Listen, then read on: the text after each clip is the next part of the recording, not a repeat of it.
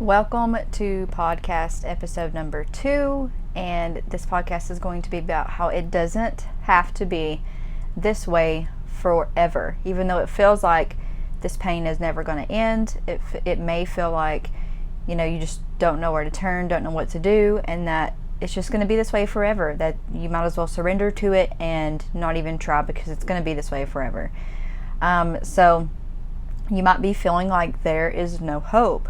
But you also know that through God, all things are possible. So maybe you are confused because, how can you have no hope but know at the same time that all things are possible through God? And that's just because we are humans, and that's why we can feel two things at one time. We can believe that, God can do all things, but at the same time, my situation feels hopeless because you've not seen any kind of hope in the situation, at least not yet. So maybe you're also, doubting God's plan. You may have had thoughts like, God, why would you allow me to marry someone who's going to have this issue? Why didn't you protect me from this? Why would you allow my children to be put into this situation, into this marriage? Why would you not stop him? Why did you not have me, catch him a long time ago? And so there are a lot of different ways that we can start doubting God's plan for our lives and for our marriage, which is exactly what the devil wants us to do. He wants us to doubt everything that we know God has said. For example, with my own husband, I knew without a doubt at first that God wanted me with my husband, Canyon. And I waited for him for like a year or 2 years until he finally did come into my life and become my husband. So I knew that, but during these moments of fighting against pee addiction, I was doubting God, like, God, why could you have given me someone who didn't have this issue? Why do I have to put up with this? Why would you give me someone who is broken, who I have to, help fix? Like, I don't want to be involved in this. I don't want to have to do the work within myself and within my marriage. So, I was doubting God's plan for my marriage. And that's exactly what the devil wants, because even though we've gotten a clear sign or message from God saying, this is where I want you, this is my plan, the devil still wants us to doubt that, because if he can get us to doubt God's plan, then, everything starts to fall apart. So you may also be feeling like pee is everywhere. And it does feel that way. In our culture, it feels overwhelming because it feels like when you go out into the world, or even when you're sitting in your own house watching TV, that there is someone, dressed inappropriately or whatever, or not even dressed at all. And it's just so hard to get away from. It feels like everywhere you look, maybe you're feeling super defensive every time you go outside, or defensive when your husband leaves the house because you're afraid that he's going to see something, because it's just everywhere.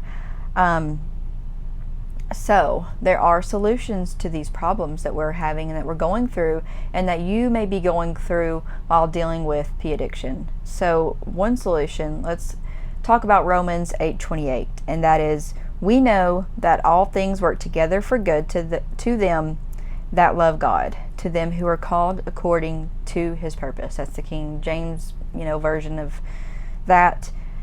And so when you put your hope in God's abilities, not your own abilities, not your husband's abilities, but you're putting them in God's abilities, you know that this verse is true, that he works everything together according to his purpose. And if you think back right now, if you just think back to your life and how you can apply this to everything that you've been through before, the difficult things that you've went through before, you know that God has always worked them out one way or another for your good. And this is going to be the same. And this may be something that you're going through that hurts more than anything else you've ever been through, but he's still going to work it for your good. And so that can provide you some hope, because you've seen God do it before. You know God's capable, and you know he's willing, because he wants you to stay married. So he's willing to help you and to help your husband fix this. And so we can find hope in that. We know he's going to work it together for our good. So keep that in mind. And, putting your hope in his abilities, that may be something you have to remind yourself of constantly, because we too often put our hope in our abilities. We think, there's no way that I can go through this. There's no way that I can stay with my husband after what he's done to me, after how betrayed I feel. There's no way that he's going to be able to be healed because he's in too deep, because he's done too much. There's no way that he can be healed from this, truly healed. He's messed up, he's relapsed too many times. And that's putting our hope into our abilities. And we are humans, we're not perfect, so we're always going to fail. We're always going to mess up. And when we put our hope into that, then of course it's going to feel like it's impossible and it's hopeless. But we have to, flip that and put our hope into God's abilities, because we know He can do anything, and He can do anything through us if we allow Him to. And so we're going to be open to that. And, pee may be everywhere. And if you're looking for it, you can definitely find it easily. But there are ways to protect ourselves from it and to try to avoid it and to be smart about it and to help ourselves to not be triggered. So we also don't want our husbands to be, constantly exposed to it. We want to be intentional with our choices to minimize that exposure to our husbands and also to our children and to ourselves so that we're not triggered by it. So number one, when we're trying to limit this exposure and to avoid it, is accountability software. You're going to hear me say this a lot because I find that it is extremely important when working towards healing.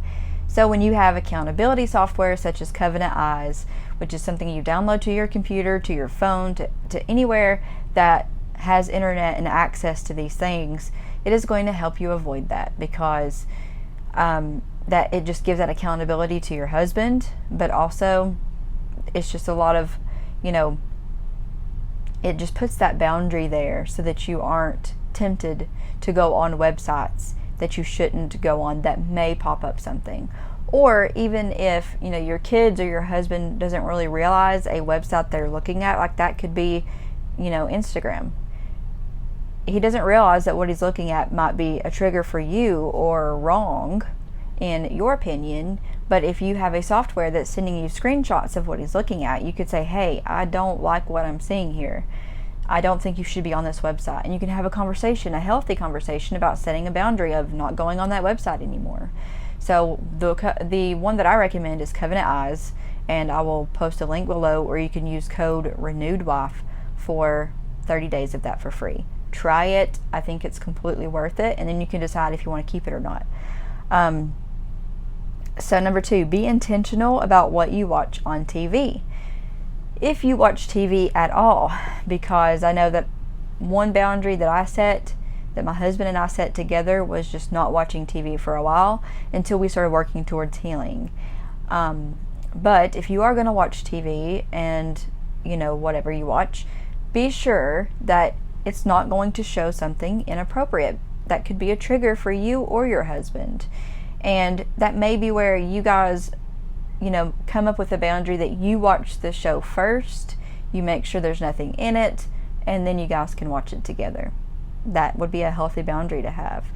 And then you can come up with a code word for if you're in public and you want to avoid someone. So let's say, for example, you are walking and you're somewhere where people have on, bathing suits. And so, or someone's walking in front of you, like if you're at the beach maybe. Someone's walking in front of you, you see someone coming, your husband doesn't see this person yet, and you have a code word that you say, like, beach chair, for example. And you say, hey, did you bring the beach chair? And you're looking at him, and he knows what that code word is because you guys have talked about it. And so he's going to look down, and then you can say, okay, or whatever. And that way it's not weird, nobody around you knows what you're talking about, and it's not like, hey, you're looking at someone and it's kind of embarrassing to be like, don't look over there. And then, it's just, so having a code word can really help with that. And, I don't want you to feel like this is controlling or overbearing or anything, because these are healthy boundaries to set. These are things that are going to help you and your husband, especially during this vulnerable time of healing. So set prayer triggers, okay? A prayer trigger could be every day at 2 o'clock you're praying about this specific situation. Every time you walk through the door, you're praying about the specific situation. Every time your husband goes to work, every time you're in the car, whatever it is, set a prayer trigger to pray specifically about this. And then stop scrolling. If you want to be exposed to something, then go ahead and go scroll on social media, because it won't take long to scroll and find something inappropriate, find something that, is basically pee. It's just not called that anymore. There's certain photos and things that are allowed to be posted to social media that should be considered, pee and not allowed on that platform, but somehow these people get these things still onto the platform. So stop scrolling. It's as simple as that. Scrolling really doesn't do any benefit to us anyway, but let's just say that you just feel like you have to find funny videos. Just type it in. Go to YouTube or whatever and type it in, and don't just scroll through mindlessly, because you will probably be triggered by something, but also if your husband is scrolling, he will probably be triggered by something, and one click leads to another, to another, to another.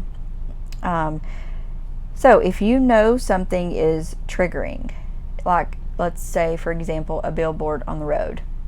If something is triggering to you, or possibly to your husband, so for example, my husband and I used to drive down a certain road constantly on the highway.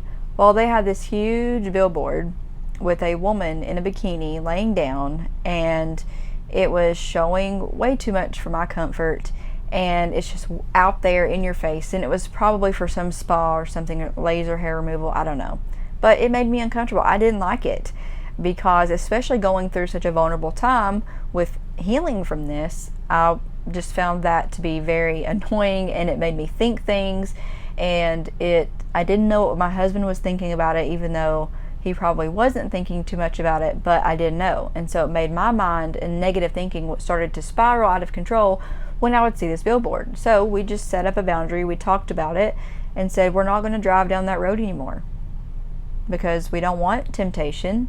We don't want to walk right into temptation, and I don't want to be tempted to think all these negative thoughts about my husband. If he could have not even have been doing anything, but it would cause negative thoughts. So we just came up with the decision that we're not going to go down the road anymore. We didn't have to. There's other ways to go. There's almost always a different road to take. So that's just one example of how, if you know something is triggering, try to find a way to avoid that, at least until you are more healed, or forever. That's okay too. So set boundaries, just like I mentioned.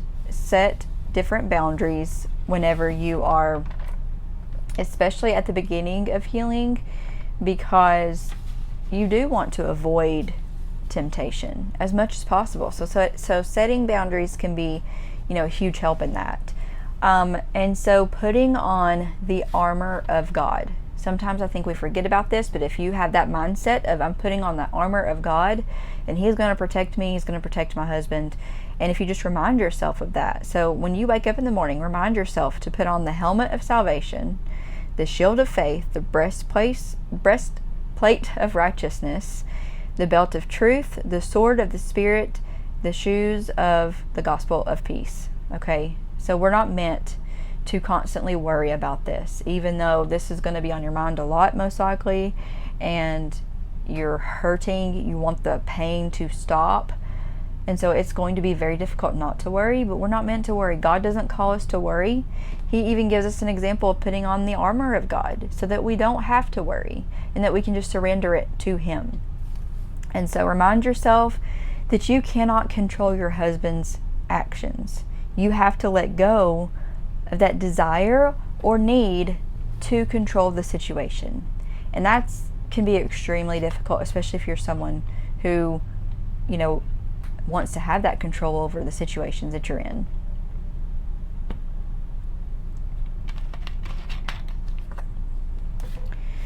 So you have to remind yourself that you can't control everything, and you have got to come to terms with, this is His choice.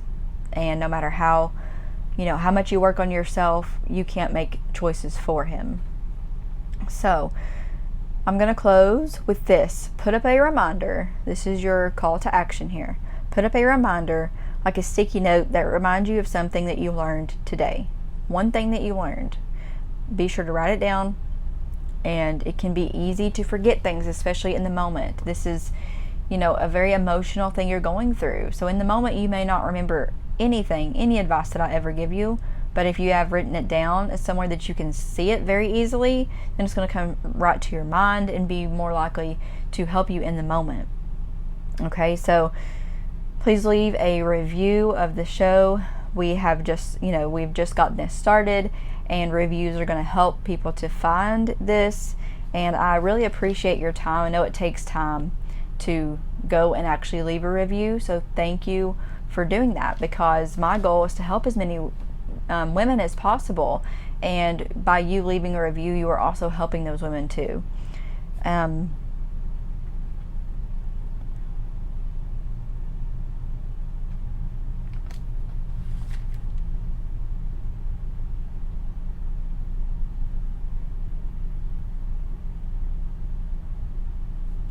so by leaving a review, you are helping those women as well.